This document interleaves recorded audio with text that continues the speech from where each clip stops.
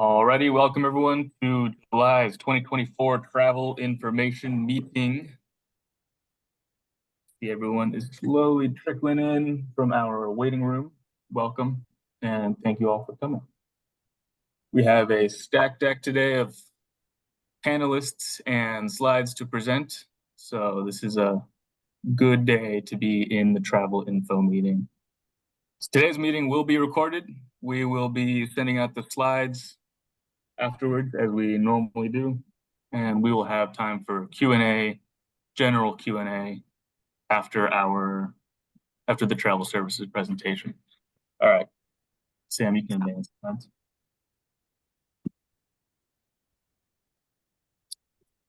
Up to the agenda. There we go. So today's agenda, we're going to start off. We're going to have a presentation from our partners at Alaska Airlines, Dan Neville, as you see here on camera, and Gina Olin. After that, we will have an update on DSO/ADA policy, and then a quick Q&A with the DSO team. We are joined by Gretchen Bennett and Ian somewhere, if we can find him in the attendees. After that, we'll discuss some car service policy updates. As you know, we all love talking about car services. And then we'll transition to mobile payment services, talking about Venmo, PayPal, etc. Next, we're going to have more of a PSA, really, on reimbursements to employees with foreign bank accounts. And then we're going to talk about our new expense items, our new form. It's not much of an update, but I figured we should talk about it anyway.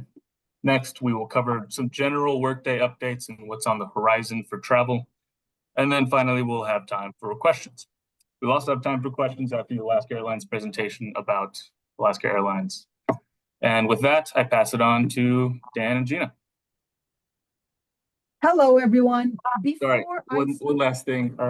Please put all your questions in the Q&A section of the Zoom, and then we'll get to all the questions there. Anything in the chat will not be answered once we do the Q&A. All right, thank you.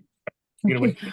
Renee, I just saw something in the chat saying that not everyone has been admitted to the meeting.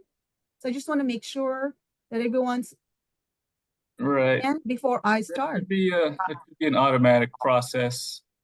Okay. We're at 298 now, so wow. Just joining, this meeting will be recorded. We will send the slides out afterwards. And now on to okay. Wonderful. Thank you. Hello, everyone. It's Gina Olin here. Thank you again for inviting Alaska Airlines to be part of your travel information meeting today. I believe this is my 5th or 6th time.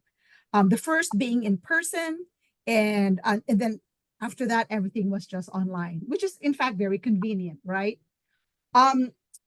For those that I haven't met, my name is Gina Olin. I am your contact at Alaska Airlines.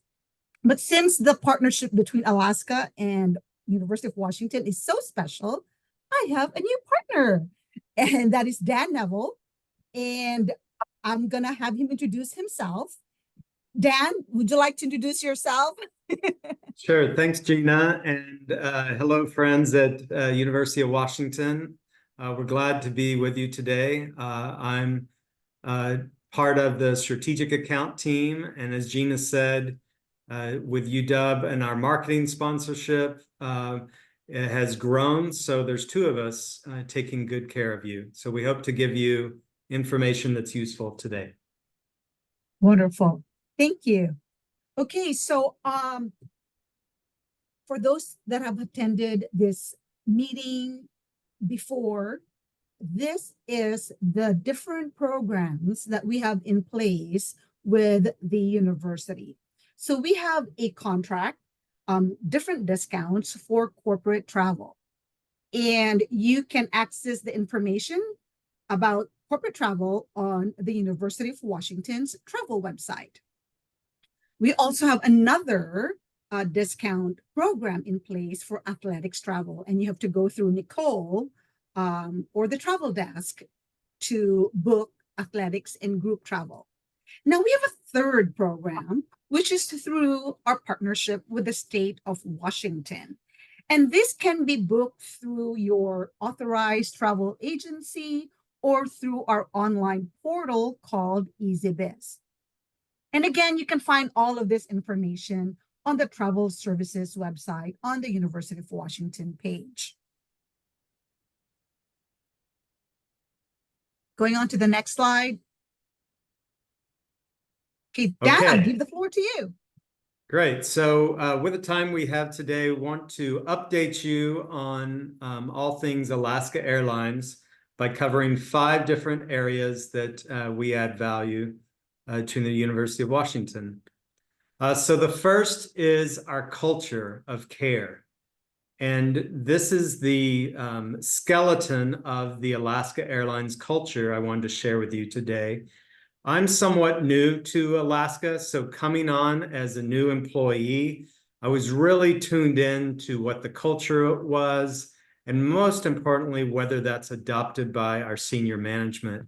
And it absolutely is. I see this all the way to the very top, that these are the 5 things we think will set us apart from the other carriers. And of course, safety is at the very top. It's takes priority to everything we do. For all of our front lines, to all employees, we're empowered to do the right thing. We want to make smart decisions, and we want to be empowered to do those things when it's the right way to go. And so that's passed down through all different groups, do the right thing. And then at the central of our customer service is to be kind-hearted. Just in everything we do, take a look with empathy and care to make sure everyone with all the unique situations is taken care of.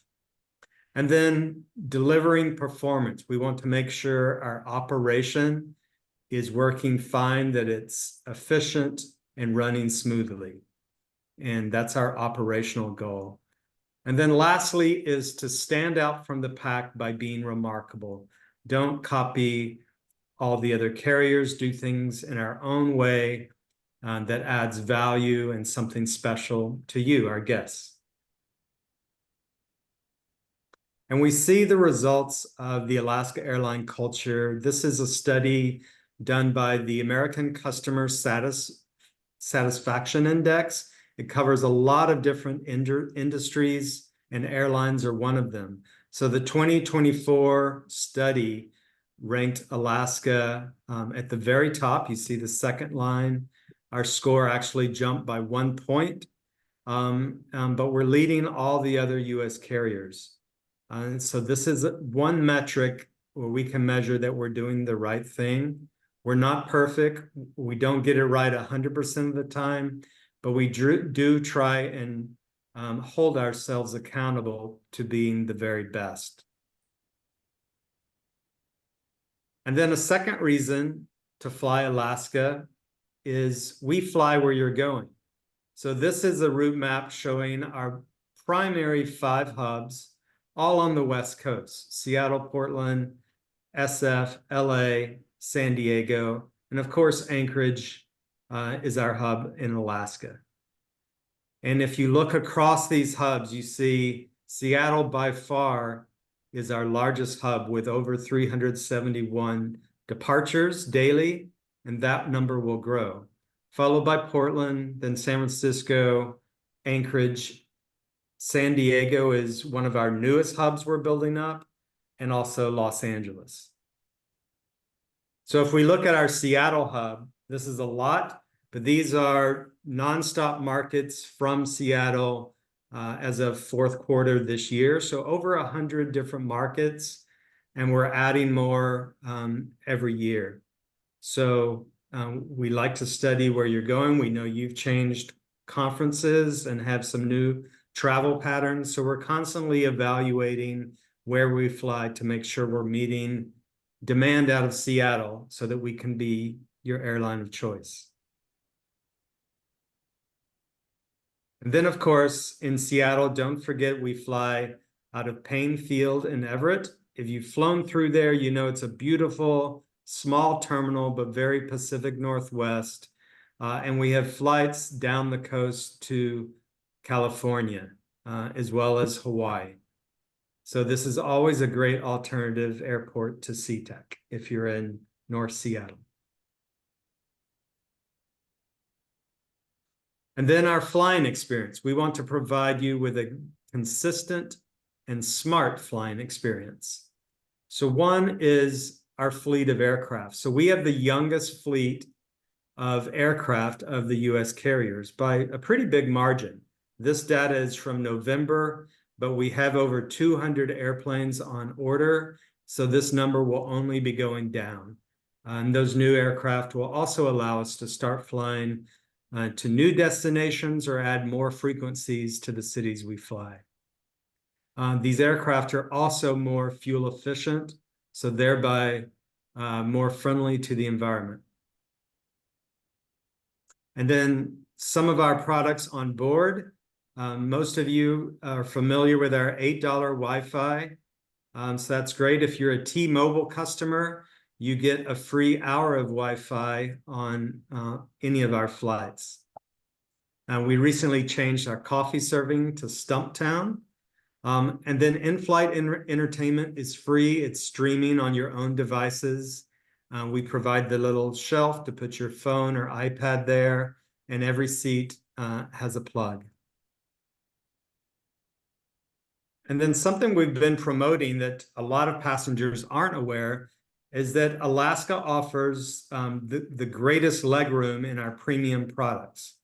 And our premium products are made up of first class, but also the first 5 rows of economy, where you get a 35-inch seat pitch. That's about 4 extra inches than standard economy.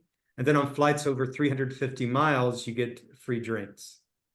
So this is a seat map of our 737 aircraft. And there are several types of 737 with different amounts of seats. So what Alaska is doing, no matter what size of the 737 you're on, it will have the same number of first class seats and premium seats. So that if the aircraft is changed, it's downgraded, and you're in first or premium, you won't lose your seat by moving to a different aircraft type. So again, premium is the first, it was incorrect, 4 rows of economy, and that has the extra legroom. The preferred section is just the forward section of main economy. It doesn't have extra legroom, but you're more toward the front. That way you can get off the airplane a little bit faster. Followed by exit rows, and then all the main cabin seats. And then premium class, just to advise you, you would book your ticket through University of Washington Travel Center, and then in your Alaska app, if you would like to upgrade yourself, you can do so in the app. You can't purchase a fare in premium class. It's always an add-on upgrade that's done in the app. But with that, you get 4 more inches of legroom, priority boarding, free wine, beer, and cocktails on flights over 350 miles. And again, you can handle that all in the app. And then first class, we do sell published first class. I don't believe it's in the travel policy for most travelers, but it is something, again, you can upgrade yourself in the app. And then I want to spend time talking about our frequent flyer program, mileage plan, and all the programs specific to UW.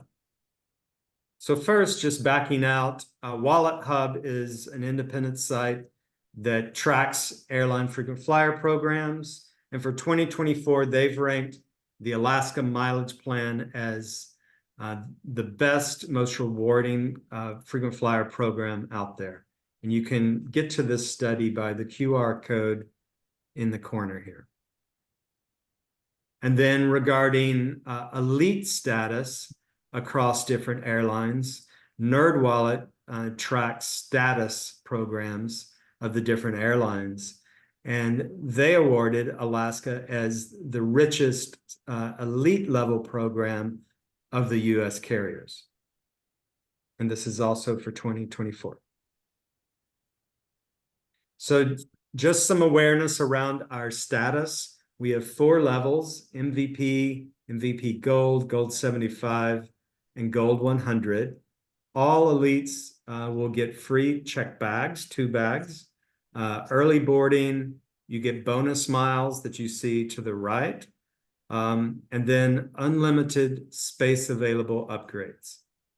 And those are cleared first, the 100Ks, then 75, and down the list. And then we're unique of the airlines that you earn 1 mile for every mile flown. A lot of carriers are based on the dollar amount that you spent. And you have to get to a certain dollar amount to earn elite. But ours is one of the few programs still based on mileage. So we have a special program with UW called Fast Track. And this has been out for several years. We do it typically for a period of time each year. And you're allowed to enroll 1 time per year. But basically, this gives you UW travelers a faster path to earning status on Alaska.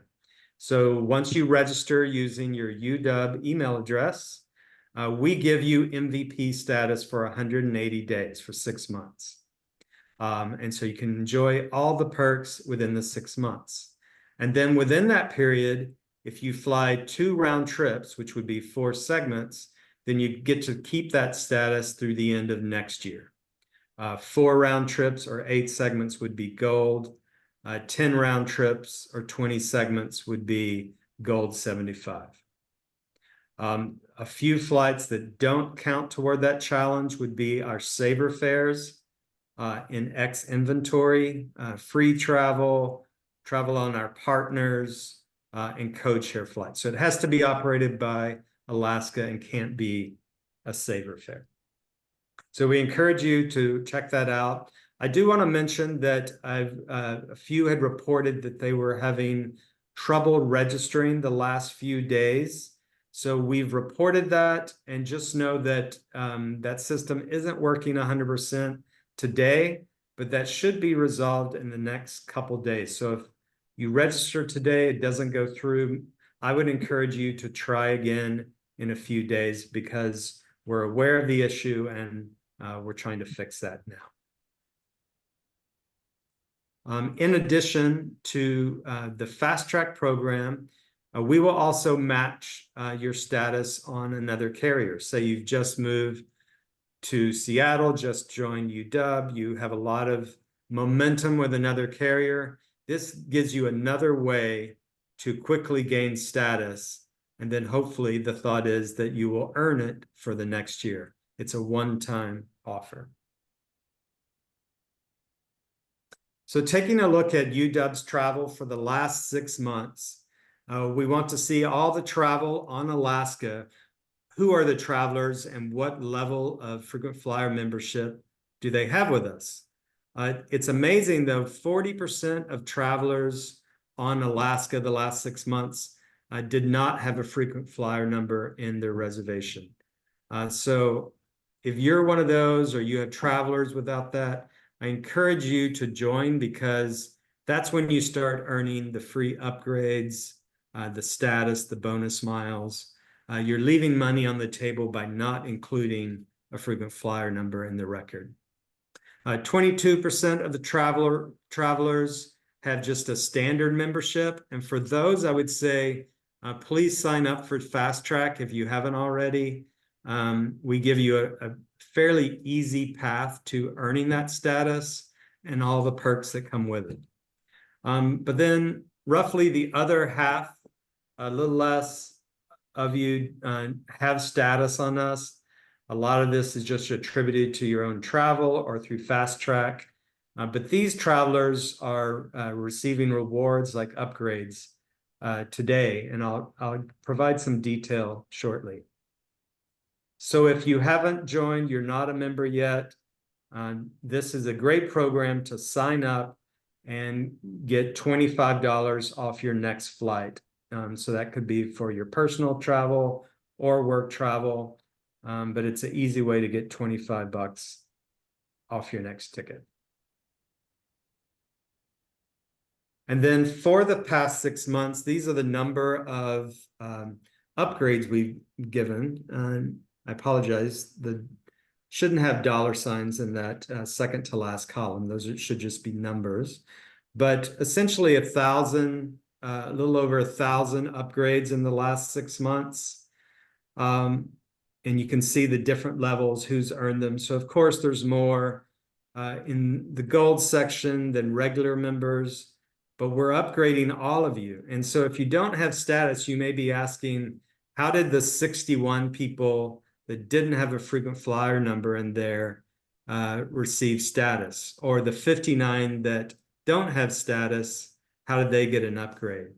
Well, we have a corporate recognition program that identifies all UW travel on Alaska, so that even if you don't have a frequent flyer number or status, you still get to board in Group B. Once you're booked, you're able to move your seat assignment into that preferred seat section that's right behind the premium section. It's the forward end of the main cabin. If there are irregular operations, weather delays, etc., UW travelers will be handled on a priority basis to be reaccommodated. And then also space available upgrades on the day of travel. So this is how those travelers with no status or no frequent flyer number were upgraded. It's through our corporate recognition program for UW. You don't have to do anything. You don't sign up. It's all on tickets issued by UW Travel Program. And then lastly, I want to touch on our efforts around sustainability. We take it seriously. We know we're an airline, but we try and find ways that we still can cut down our emissions. And so this is our path to be net zero by 2040. A lot of airlines have a similar goal, but theirs goes through 2050. So ours is a little more aggressive in trying to reach this goal. And so at the lowest level, we do things like efficient operations. So if we're taxiing down the runway, we will use just one engine to taxi instead of two, burning less fuel. Optimizing our routes patterns so that we're flying less air miles.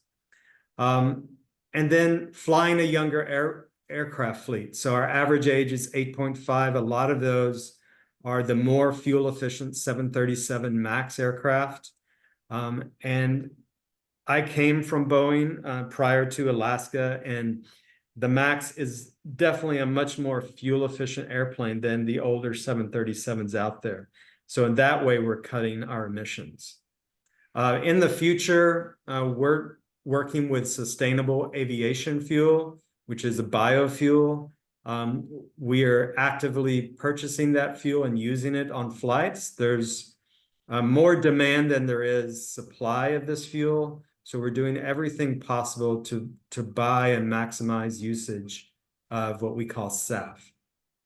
And then we're looking far into the future, new technology on electrified aircraft, hydrogen fuels, etc.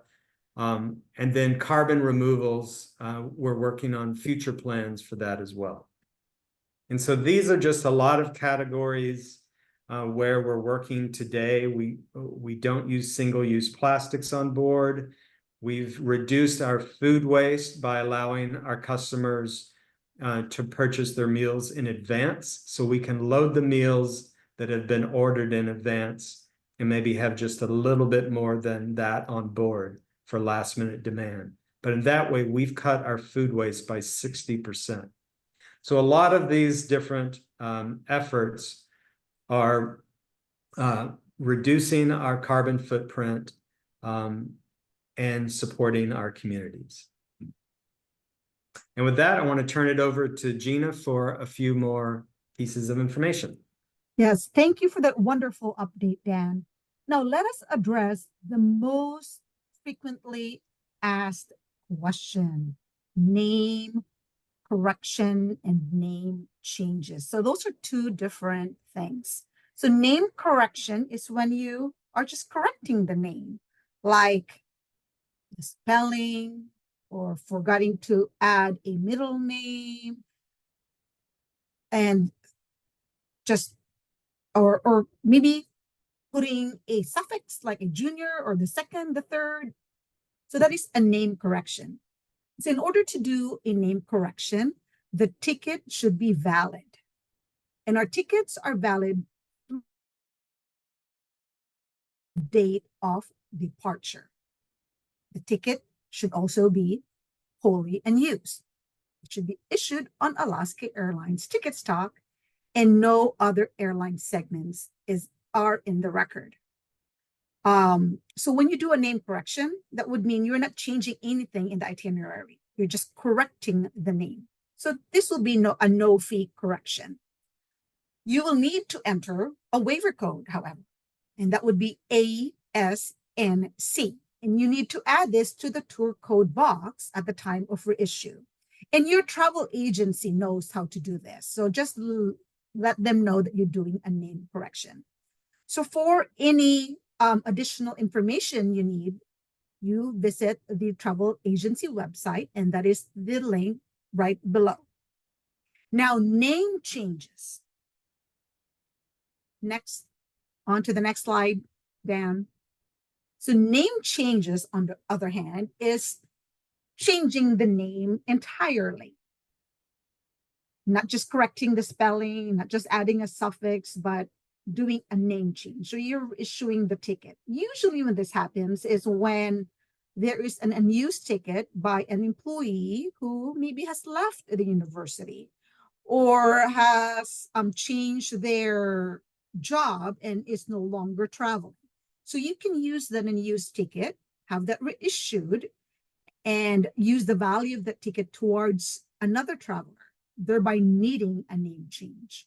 It's the same requirements where it has to be valid, it has to be wholly unused, no other airline segments, and all that. The only difference is, since this requires a name change and a reissue, there will be a $125 fee associated with it. And this can only be done through your travel agency. Now, if the ticket reissue is coming from an MVP Gold, so a Gold 75K, Gold 100K, the fee is waived. So remember, it's only coming from an MVP Gold. So you're issuing a ticket from MVP Gold, not to a Gold. It is from a Gold member. Now, another program that the university has is the State of Washington State Fairs. The Washington State Fairs are fully refundable. So instead of going through the hassle of reissuing a ticket and doing a name change, just please go ahead and ask your travel agency to have this refunded. And again, if you need additional information, you can see all of these in the travel agency webpage, and the link is right below the slide. Now, you may have other questions that are not addressed by today's session. Let's say, for example, how do we access travelers' mileage plan status? Or how do we get a seat assignment where we're having some issues getting that assigned on your tool? So we have the concierge desk, also known as the inside sales desk, and also known as the commercial desk. And you can call that 800 number or do a live chat. And you can see the link right there. Okay. Now, I'm sorry I did not I forgot to mention that we will have a contest. We've always had a contest in the past, and I hope you saw my note on the chat to make notes. So we have 3 questions, and I will have to ask Sam or Renee to help take down who gets to answer it first and the names of the person who got the correct answer. So our prizes for today are a wine tote, a wine charm set, and sustainable coasters. So anything related to drinks. Okay, so let's go with the first question. And then after that, we can do the Q&A. Okay, first question. Have your chat ready. Enter your answer in there. Name at least 3 benefits of the corporate recognition program. There's 4. I'm just asking for 3.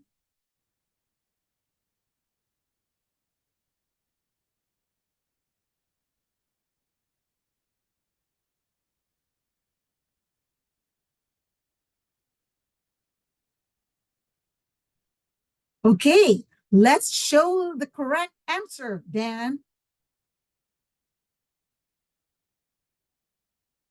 So this is the corporate recognition program. There are 4 benefits: the preferred seat selection, priority boarding, so that would be group B, priority handling during regular operations, and the same day space available upgrades that Dan mentioned earlier. Okay, second question.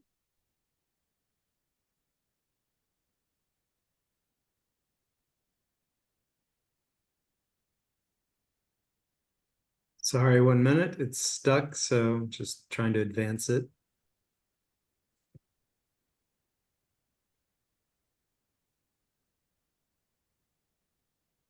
Okay, second question is, where do you go to find ticketing policies, name changes, and mileage plan status? I'm going to give you a hint. It was at the bottom of the slide when I was talking about name corrections and name changes.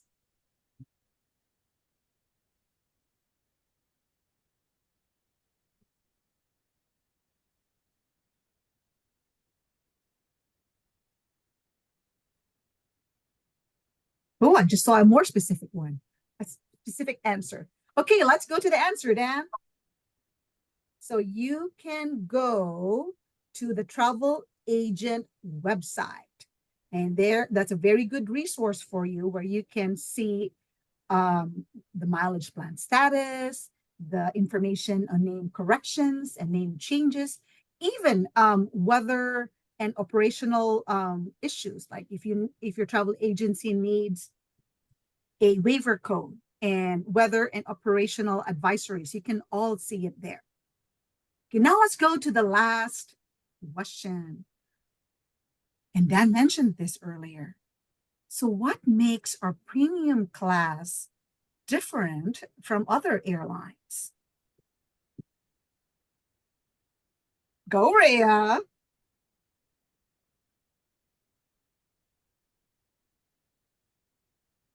Okay, Dan, let's show them the correct answer.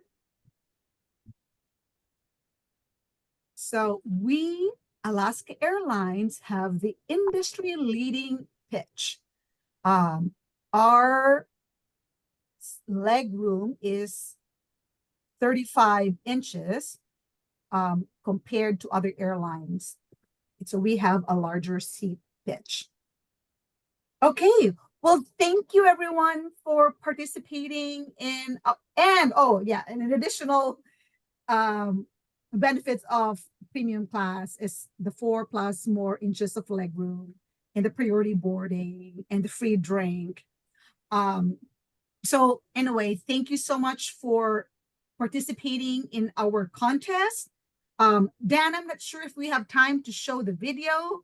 Renee and Sam, how are we on time? Do we have time to show the video or should we go to Q&A? We have about 10 minutes left.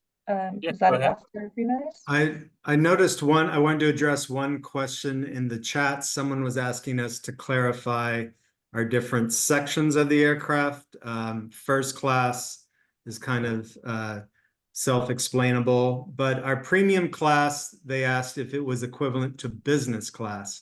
So we're not a transoceanic airline, so we don't have business class that you would fly to, say, Asia or Europe or South America. So ours is first class and economy, but the first 4 rows of economy are the premium section. It's not business class, but it does give you the 4 extra inches of leg room, the free drinks, etc. But we don't label that a business class. We are first and economy. And I think we have more questions on the Q&A. Yeah, we'll feed you some questions, but first we can say the winners if you want. Okay, yeah, sure. And Renee, if you So- could just email those to me too. Yes. Okay. Of course, we'll Who do. are our winners? So number one, and one thing to mention, because certain people, and I won't name names, but certain people were very fast on the trigger on that, and to be fair, one winner can win 1 prize. So number 1 is Rhea Sagnan. Number 2, Tiffany Murphy, and number 3, Ellen Stone. Congratulations, everyone. Yay! I Great, will congrats. send your prizes to Renee and his team. And Renee, can I ask you to have them pick it up in your office? Wonderful. Yeah. Thank you for Coordinate. participating. So shall we address the Q&As or do we have time to show Dan's video? Yeah, how long, just depending how long the video is, you guys, again, 9 to 10 minutes, so that's how much we have left. Show the video first and then do Q&As. Give people time to put more questions in. Yeah, sure. Okay. Sounds good. Gina, maybe you can address the question on registering for Fast Track every year while I pull up the video. Oh, okay, sure. Let me do that.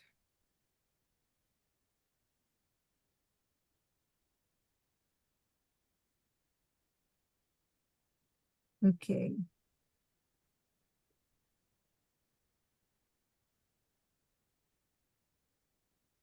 Yeah, I think the first question was about a comparison policy. So I'm going to have the travel team answer that. Oh, do we have to reapply every year, regardless of how many Alaska Airlines flights we took since the last time we applied for this program? Okay. Renee, you said you'd like to answer this question live? Oh, no, I'm just marking it. Oh, okay. Answering. Go ahead.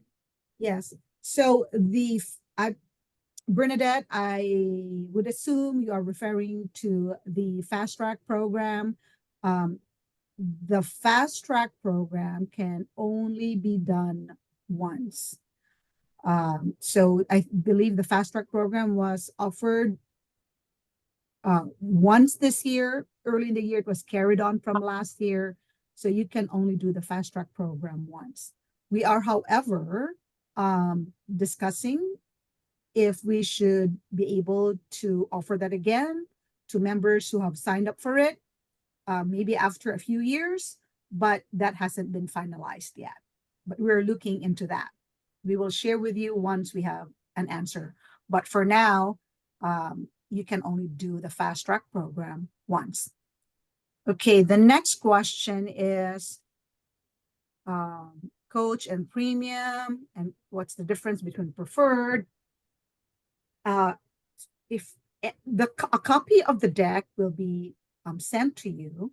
So if you imagine the aircraft, when you board, the first group of seats is first class. Sometimes people would call it business class, but that's actually the first class cabin, the first 4 rows, right when you board the aircraft.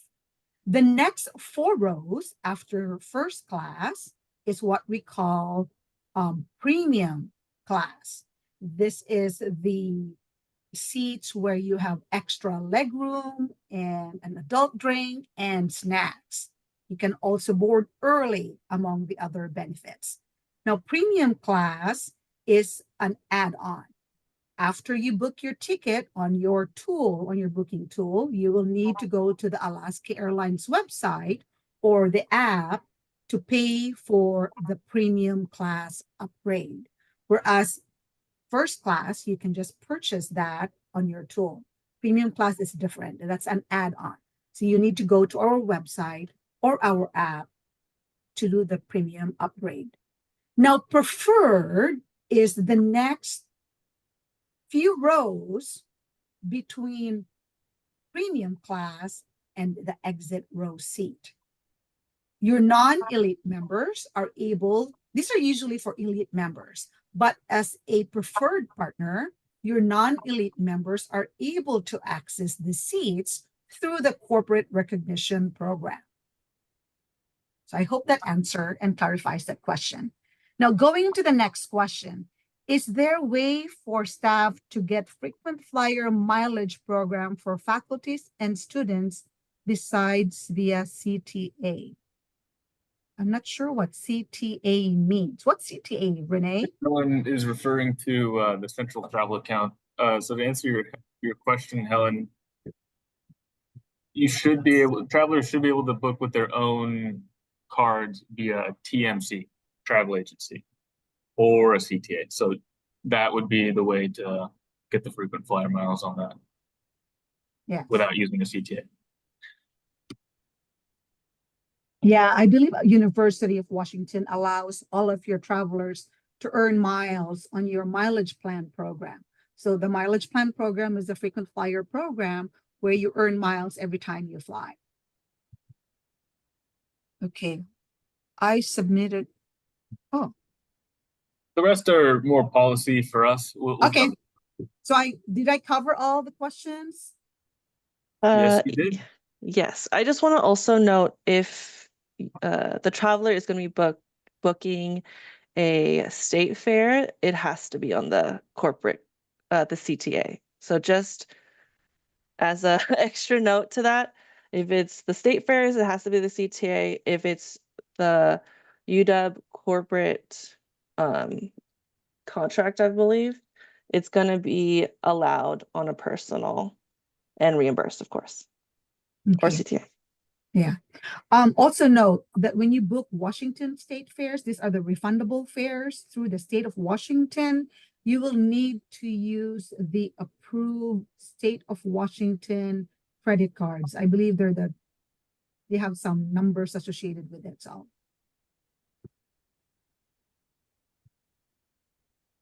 Okay, any more questions? Renee, I know we're over time. Would you like me to run the video or do you need to move on to your next section? What are we thinking, Sam? What's that? I'm sorry. I think you can still play the video. I think we can. Okay.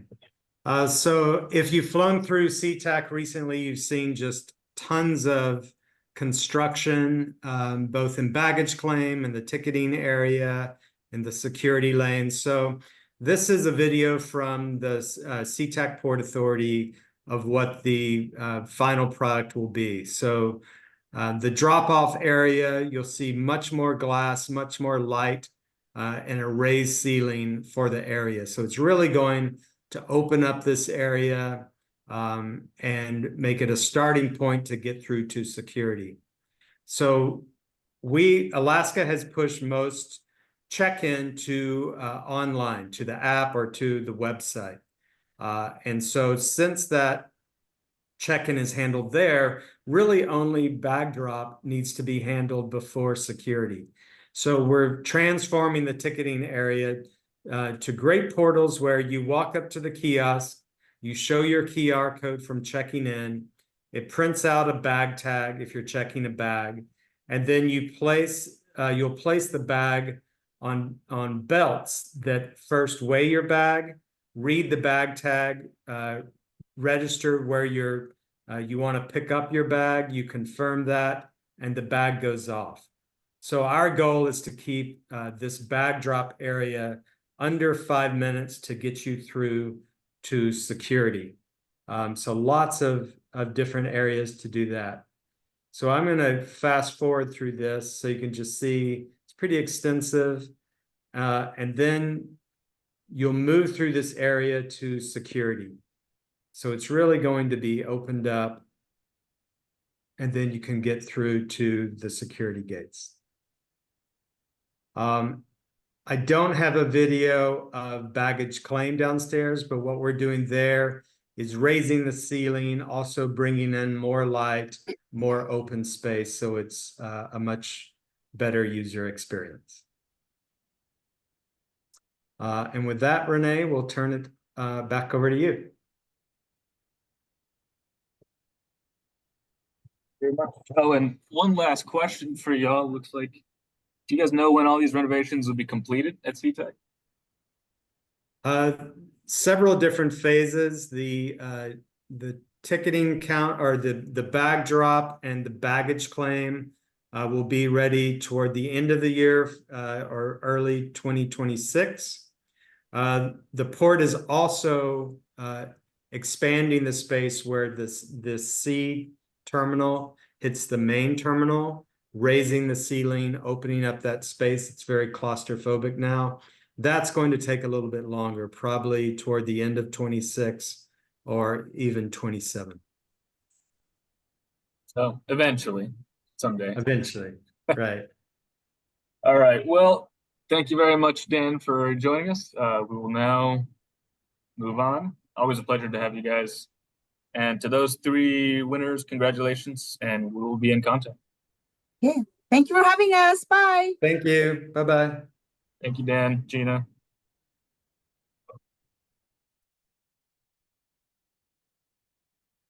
All right.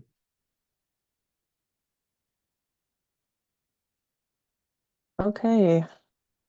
We are back in business. And I do see there was one more question for Dan, but Ellen, we will send that to Dan offline and include that when we send out the Q&A afterwards.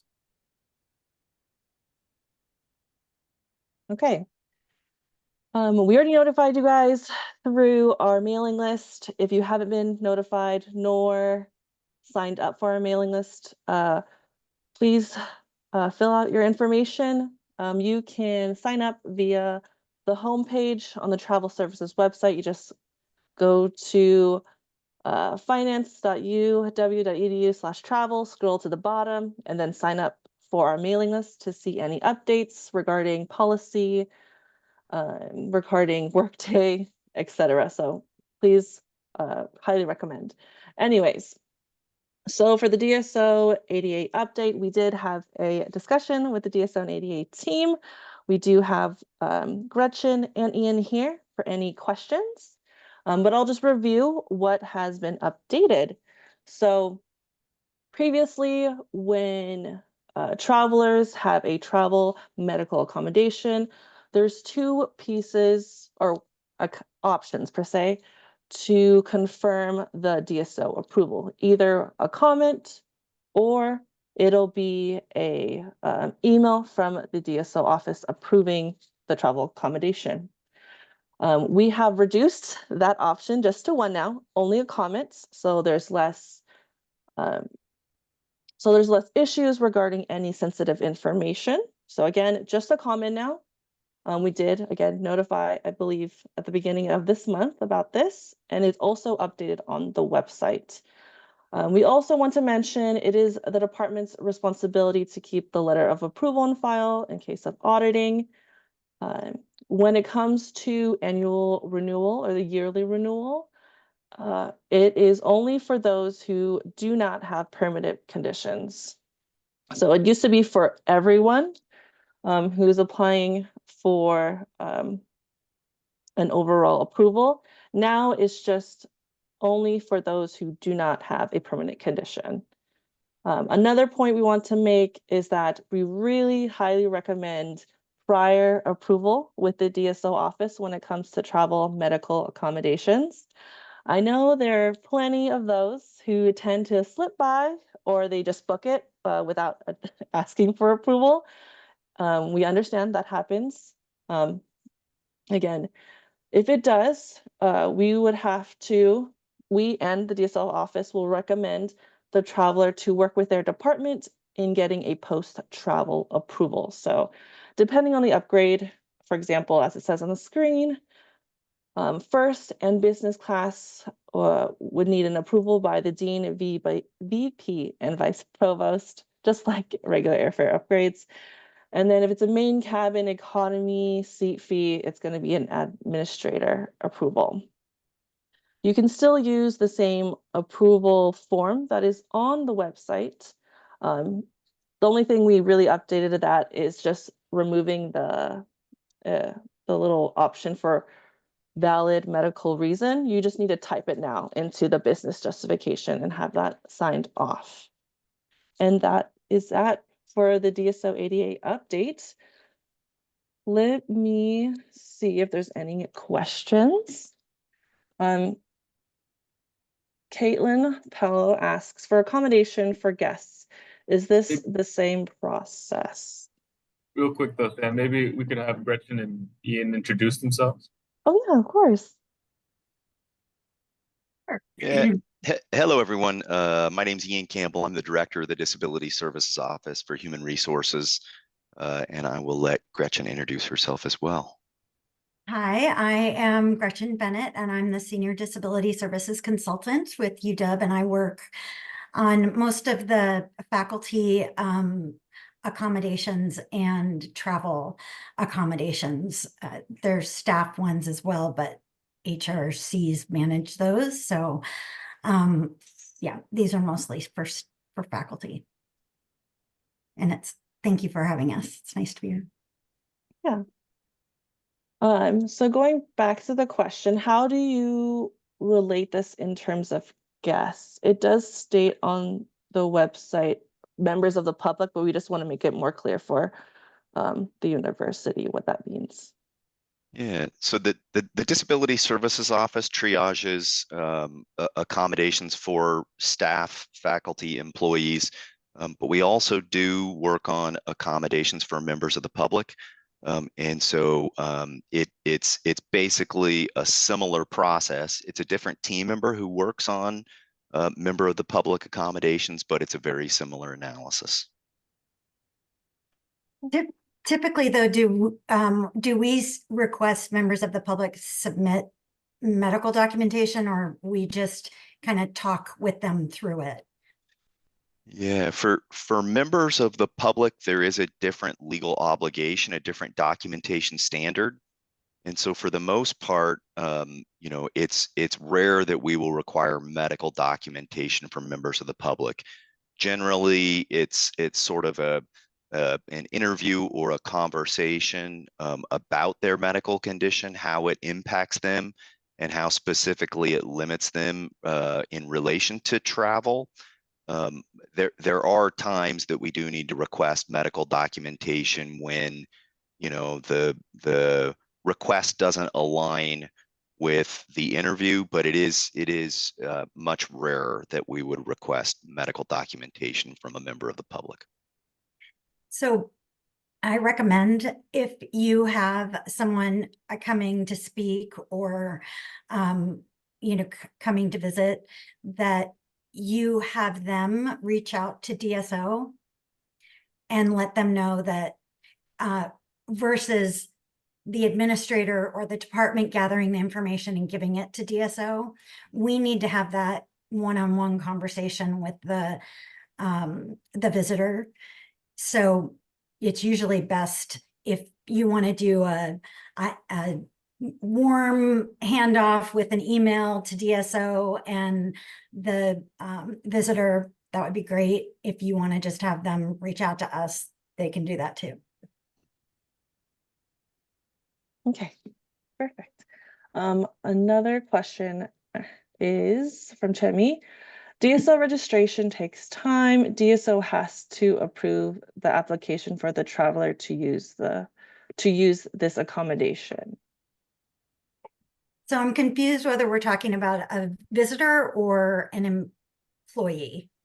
If it's an employee, yes, travel accommodations are the same as any other request for an accommodation, and we would need the formal request, which is completed on a DAR form. It's a disability accommodation request form, and then the medical documentation to support that. And we have a healthcare provider statement that we typically ask be submitted.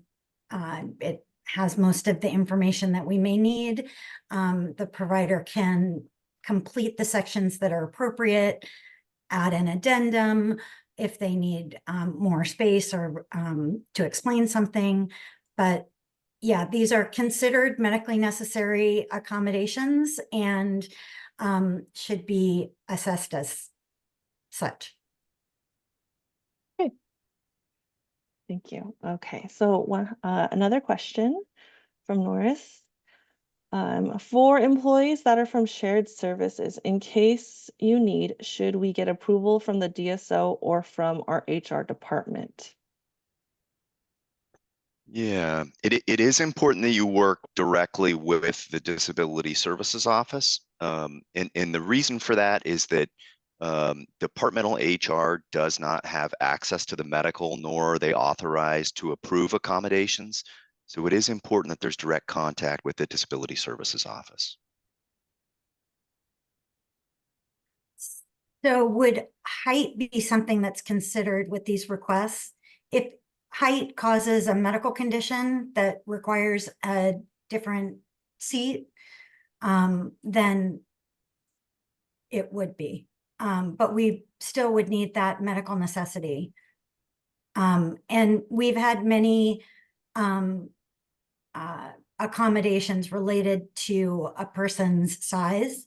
So, you know, often there can be medical conditions related to that. If there aren't, then it wouldn't go through DSO because it wouldn't be a medical accommodation.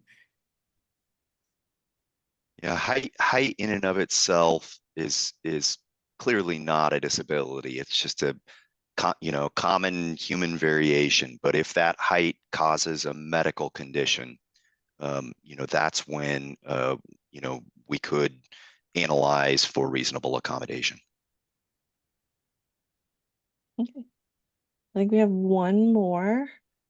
If the traveler states with a comment that they have an accommodation from the DSO, but the department does not have this on file for this traveler, a UW faculty to confirm this, should we accept the comment by the traveler, or should we reach out to the DSO to confirm this? You should reach out to DSO, and like the policy says on the travel site, it's important to for the department to hold on to those approval letters so that they do have a record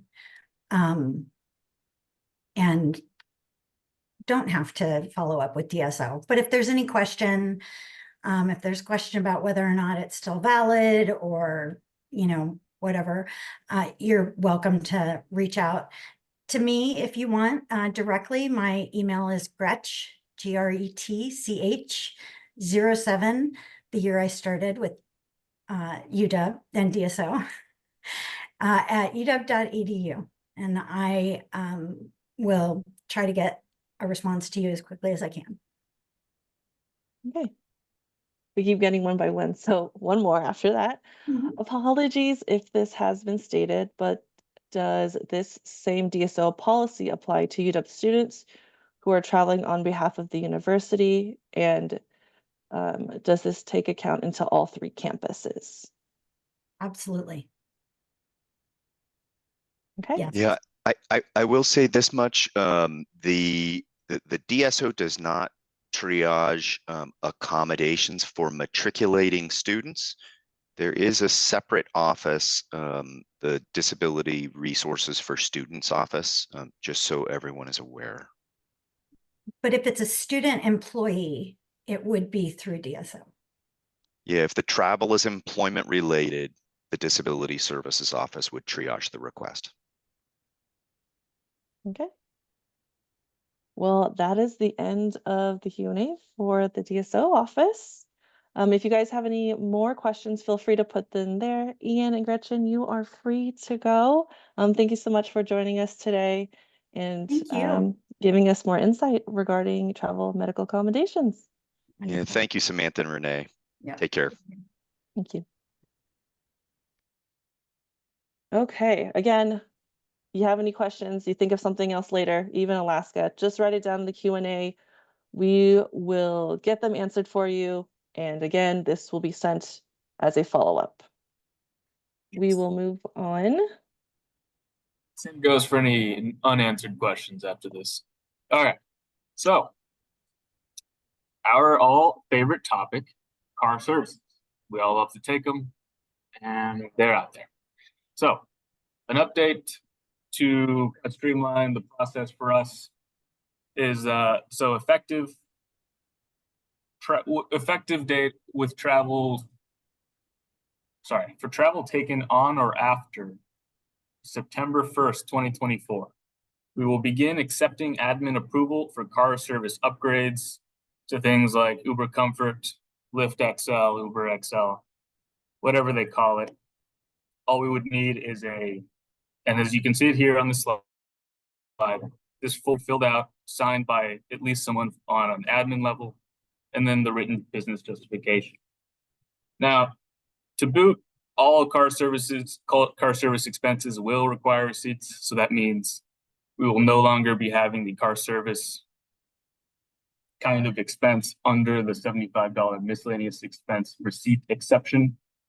And if you're unsure if whether a receipt is acceptable or not, please contact us. I know car service is a broad thing, and they have a lot of different kinds of receipts.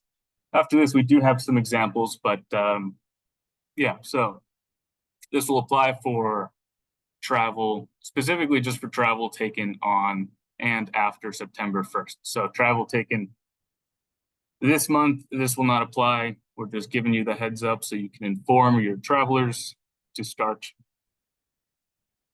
claiming all those, keeping all those receipts. All right.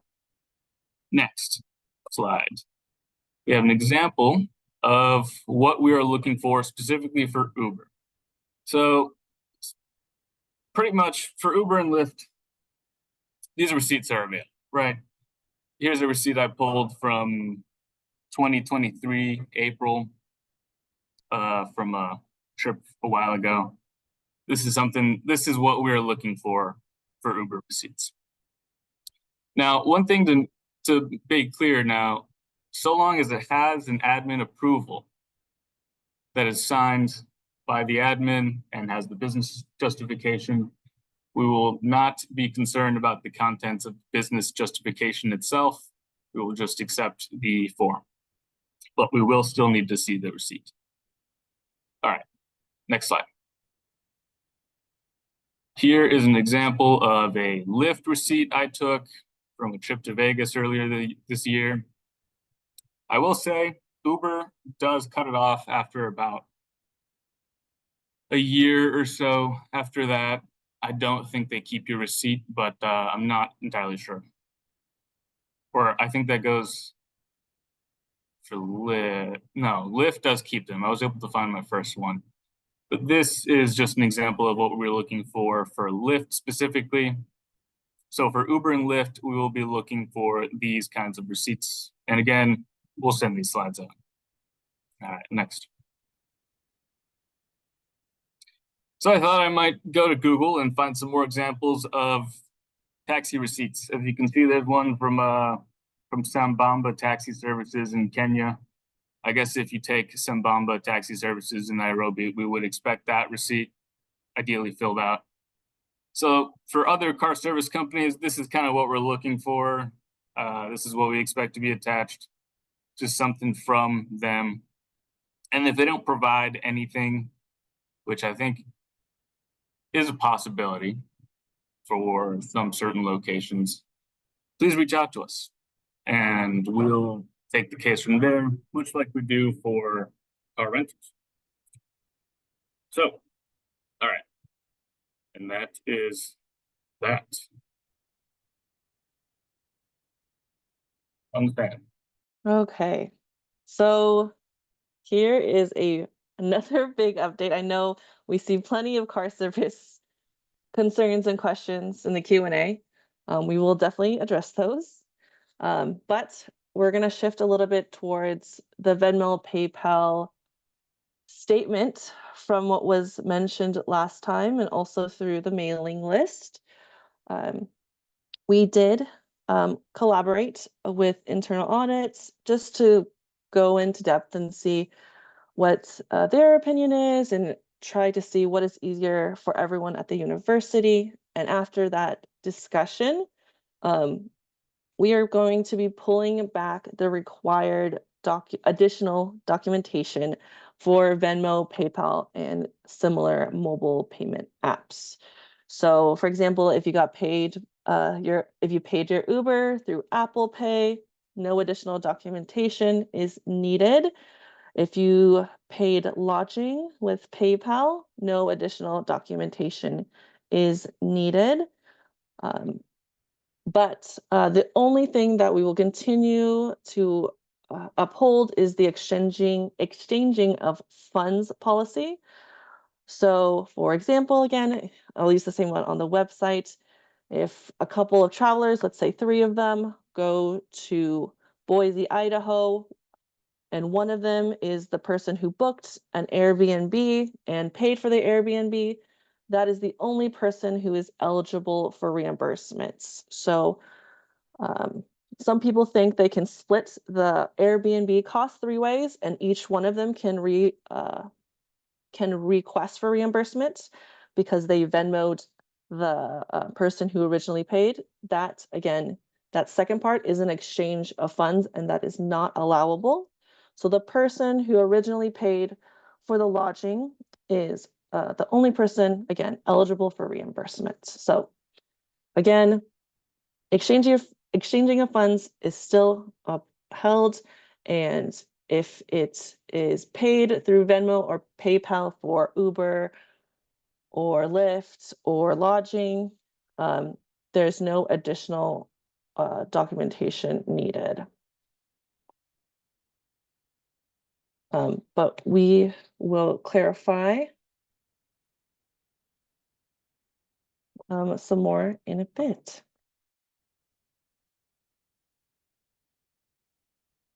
Is there anything you wanted to add, Rennie? No, that's pretty much it, Okay. except that it applies to Cash App and stuff like that. Okay. All right, so this is one that's more of a PSA. Kind of unspoken before in the days of Ariba, but this was an issue back then too. So for any of you who have employees who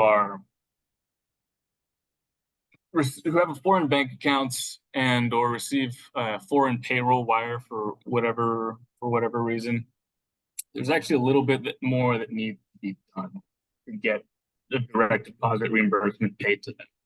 There's actually on travel as well, just any reimbursements via direct deposit to someone with payroll wire. So what happens is payroll has a system on the side where they set up direct deposit for folks who this applies to. They set up their direct deposit to go to a central holding account. From there, as they are payroll and they do this regularly, they know to initiate a manual wire for the payroll to the bank account with the information they have on file. So they do not do this for our travel payments or reimbursements in general, as they don't know, frankly, they don't know to. They do their payroll on a regular basis, and that's all they focus on, which is fair, as their team name is payroll. So just to let you guys know, if any of you have employees who receive foreign payroll wires, please, once you submit it if claiming direct deposit, once you submit it, please send us an email at travel@uw.edu. Provide the ER number, provide the dollar amount being wired, and then attach a filled out wire form. What we will then do is take this wire form and the ticket in general and send it over to accounts payable and request that they process a manual wire. This is an exception for them, their manual wire process, so that we can get these done. Unfortunately, there's no way the system will notify us or payroll that there is a direct deposit being held for this reason. So we're just gonna have to rely on you folks letting us know. So again, if you have any employees who receive a foreign payroll wire and you are processing a direct deposit reimbursement to them, please notify us at travel@uw.edu, provide the ER number, the dollar amounts, and the filled out wire form. We will be, after this meeting, we will be uploading we will be uploading the wire form to our website under the forms page for this to be done. And yeah, if you have any questions on that, again, always feel free to put in the chat or email us as well.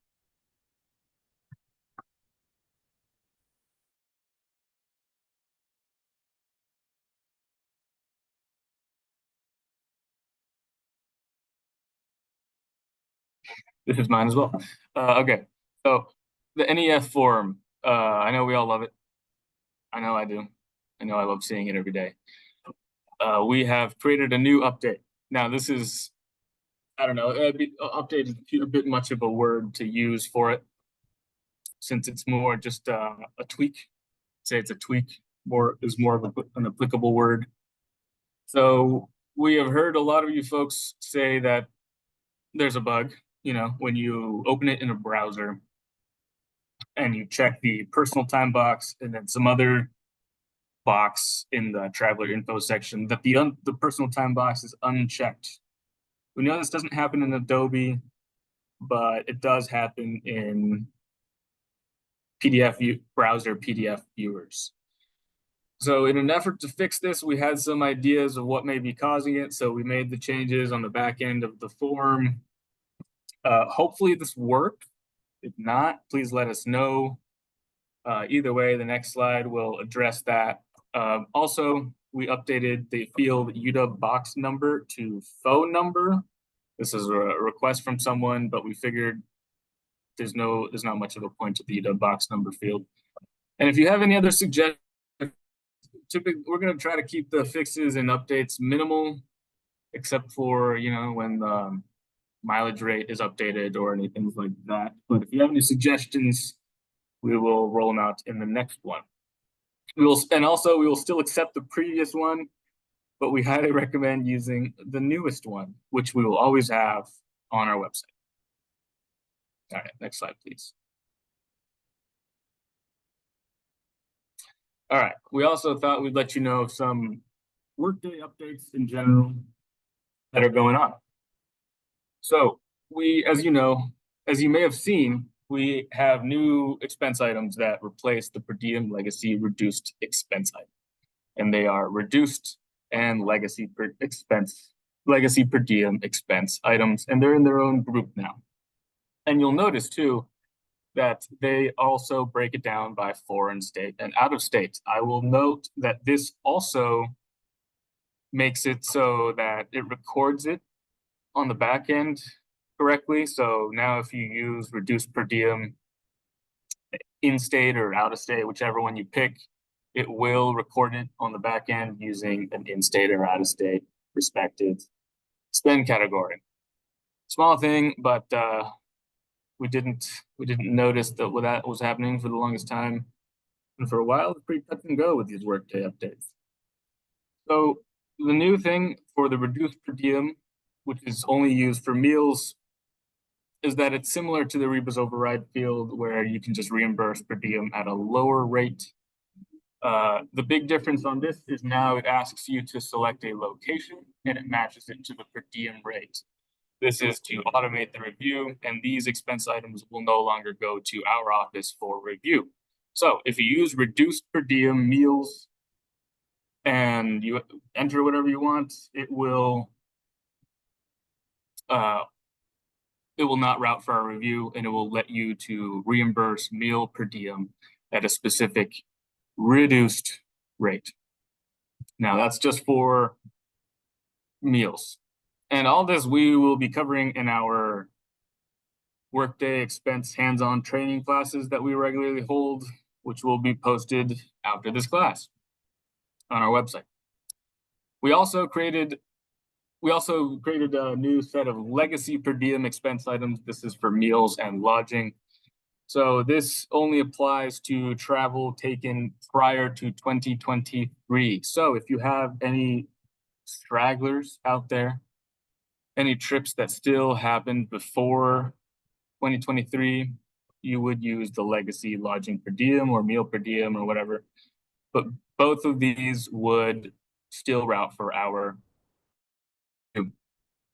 Now, another addition to these is that they will all, at least for the meals, will require you to input the travel status, start, end dates, and times. So essentially, it's just more of a compliance update. But yeah. Was there another slide on Workday updates, or was this the only one? Okay. Another Workday update we are working. Oh, and again, to reiterate, that the legacy per diem expense item stuff we will cover in our classes to be posted later. All right. So more Workday updates. This is an in progress. We are working on getting non-employees, so all students, visitors, candidates, to be reimbursed to the expense report for non-worker module. We have a ticket in. It is being worked on by the ISC. It's a slow-going process as it requires interdisciplinary developer work, which is hard to coordinate these folks. But we have worked with other universities, saw how they did it, and we have requested to adopt it. So once this goes live, hopefully, fingers crossed soon, you will be able to reimburse your non-employees through the expense support module, much like your regular employees, and you will not have to use that silly little form anymore.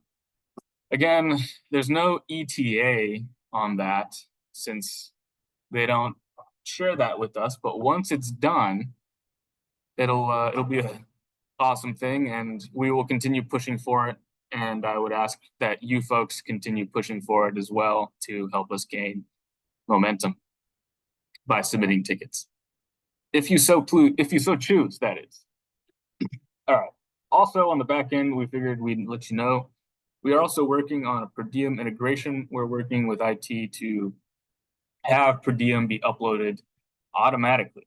I know it may seem automatic right now, but we actually do it manually. The three, Sam and I and a Workday person, who's very nice. And but soon it will be done by robots, and we are working on that. And lastly, we also are working on these errors that we have encountered with UW Med spend authorizations and expense reports. So this is in relation to pre-encumbrances and travel advances. If your company is UW-M, there's some issues with the reconciliation on expense items since you have to use company spend off. So basically, if you're in UW-M, we would ask that you not submit travel advances until we can get this fixed, because it is currently not allowing you to reconcile. It's kind of a strange issue, but we are working on it. And anything else that I missed on that you want to say, Sam? If it has already happened and the pre-encumbrance is already approved, we just recommend not connecting when you're making the reconciliation ER, I guess, for the pre-encumbrance per se. You don't need to actually connect the spend authorization to it. You or the department can just input what spend authorization it is supposed to be connected to in the memo field of the comment. That is the current temporary solution that we have worked with. For travel advances, though, it's a little bit more complicated. Again, there's that black area where it's like we need to figure out an actual solution on having the cash advance reconciled. But as you can see in the little graphic on the screen right here where it says the reimbursement, there's still some leftover of 2147. we recommend creating a second expense report just for the 2147 to be reimbursed to the traveler so they can get that money back. Because the rest of it, using the example photo, is going to be covered by the travel advance. I know it's a little bit of a sticky situation, but this in progress update is a way bigger concern than we thought. So again, all of that is to be determined, but hopefully sooner than later. Okay. I know we're running out of time, so I'm gonna try to get. Real quick, could I also mention Mhm. something that I think will address a lot of questions? Yeah. Because it seems we're gonna run out of time. For the car service thing, the approval does extend. I want to say two things that should answer a lot of questions. We'll accept the approvals as blanket up to 1 calendar year from an admin. And two, it will include both fare Uber upgrades or fare class upgrades as well as added fees like priority boarding, not boarding, priority pickup and wait time and all those other optional fees. So those will be accepted as well with that form. And so, oh, actually a third thing, we would ideally prefer the form. Actually, no, we would like the form attached for that so that we can get the signature and then the business justification written. And yes, again, it can be up to a calendar year for car service upgrades and other added fees. All right, take it away. Okay. So again, we have less than 5 minutes left, so we'll just get through this as quick as possible. And I know there's so many questions. Again, we will answer them and send a follow-up, but we did receive some submitted questions. So we're gonna go through a few and then end the presentation. We'll do the follow-up. We'll put up the video and we will let everyone on their merry way to on their day. So first thing, just basic information to review. What is needed? What is pertinent information on an itemized airfare receipt? So things like origin and destination, airport cities, flight dates, flight class, fare class, they're the same thing. Breakdown of costs, so the total amount overall, any add-ons, taxes, and fees. Here are 2 examples. So the first one is an Alaska example. The next one is United. But again, it just states where they're going. It states the total. It states more breakdown of fees and taxes over here. If there's add-ons, example, if you have premium class, it'll show an extra section down here. It also shows proof of payment as well. So don't forget about that. That's super important. It shows class as well. So again, this will be given out as a follow-up. There's a United example. Similar situation. Breakdown of taxes, total amount, fare class, proof of payment. All on here. The more details, the better, as we say. Okay, so another question is additional driver. What if the second driver is driving for medical reasons, is driving because the original traveler, the first person, needs a travel medical accommodation. Again, we're going to roll back a little bit, and it's going to be an approval from the DSO that's needed for this. So please make sure you reach out to them prior. If it is a second driver who is not on UW business and just driving because the first driver cannot drive, doesn't have a driver's license, then the car expense is not reimbursable. What we recommend is either that traveler, that UW traveler who is not able to drive, is to work with their department or work with the collaborator to get someone to either go with them or meet someone up there who can drive, who is also, of course, on UW business.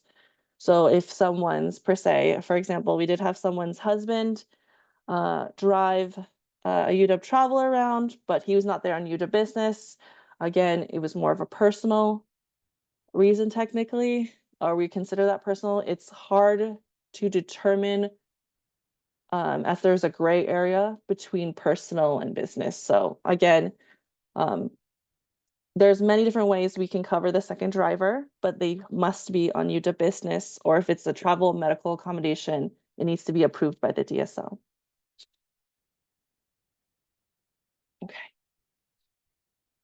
Okay, last question, or 2 more slides. If it is 11:30, I am so sorry. We'll get through these 2 slides and then we'll do a quick closing and let you guys go. Just for a moment, if you're able to stay on, rural travel. So is there approved documentation to use on how to handle reimbursements for rural places? These include cash societies, receiptless locations for research such as the Amazon or remote locations. This is a bit of a tricky one for us. Again, it depends on the expense. Like things like meal per diem doesn't require receipts. Some stuff is covered by the $75 exception rule. What we recommend is that we are going to say this is a case by case basis and to reach out to us with as much detail as possible about the situation and how we can work with the department on getting those or getting some sort of documentation for the traveler so they can be reimbursed. But for just future references, we recommend requesting a field advance. Those are for conducting UW business in those remote places that don't have credit card or check as the main payment method. So, okay, last slide. So this is quickly about mileage and then the alternatives to flying. So is this quantitative miles or hours between destinations? For example, in the case of driving from Pasadena, California to Berkeley, do we need to include a flight comparison to show how much airfare would cost? So a lot of this is going to be determined on the department. So they will determine what is the most economical method. Again, this should be done through the pre-trip approval process. And they can also determine whether driving versus flying is a personal preference for the traveler. If they determine it's personal preference, then yes, a flight comparison will be needed. And again, the lower cost between the mileage and the flight comparison will be reimbursed. If it's not personal preference, no further action is to be taken. But that is that on alternatives to flying. And that is it. It is 11:32. I'm so sorry that we are over time. I know we kind of didn't get through all the questions, but as much as we could through the slides, I know there's so much information.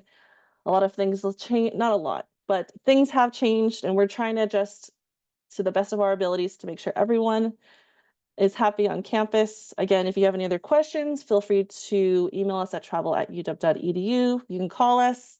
We're happy to take any calls or Zoom if you need any help. We will, again, everything will be sent through a follow-up email. We will post the classes as well for August, but we will see you guys on the other side.